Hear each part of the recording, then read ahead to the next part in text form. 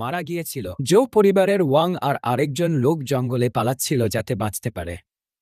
তাদের পেছনে ছিল ইয়ং পরিবার, যাদের কাছে ছিল সোল পেটস আর হান্টিং গুলোভস, এবং তারা চুফেং পরিবারের মেম্বারদের একে একে আক্রমণ করছিল।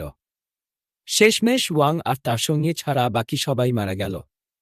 এক ইয়াম পরিবারের মেম্বার ওয়াংকে উদ্ধতভাবে বলল, তুমি কখনো ভাবনি যে তোমার চুফেং পরিবার এরকম একদিন দেখবে, যা ওয়াংকে খুবই রাগান্বিত করে তুলল। তিনি আরও জানান যে ইয়াং, চু, জো এবং কিন পরিবারের মধ্যে চু পরিবারই শেষ পর্যন্ত ধ্বংস হবে।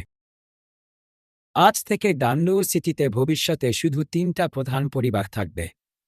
হঠাৎ ইয়ং পরিবারের এক সদস্যের হোয়াইট নাইটমেয়ার একটি ডেড সোলকে এমন আক্রমণ করল যা সবাইকে চমকে দিয়ে হত্যা করে। হোয়াইট নাইটমেয়ারগুলো ডার্ক ওয়ার্ল্ড থেকে আসা এলিয়েন প্রজাতি, এবং তার মধ্যে সবচেয়ে শক্তিশালী হল high monarch level white nightmare. এই প্রাণীরা আক্রমণের পর ধীরে ধীরে একটি সোল পেট ট্রেনারের বডি থেকে সোল মুছে ফেলে।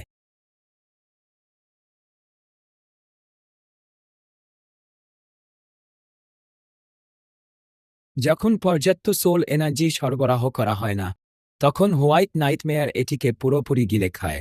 হোয়াইট নাইটমেয়ারগুলো খুবই শক্তিশালী, এবং কেবল সোল মাস্টার লেভেল পৌঁছানো ট্রেনাররাই তাদেরকে সঠিকভাবে নিয়ন্ত্রণ করতে পারে।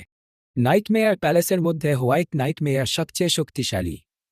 এই পৃথিবীতে গ্রিন এবং ব্লু নাইটমেয়ারও আছে, যারা হোয়াইট নাইটমেয়ারের তুলনায় অনেক দুর্বল।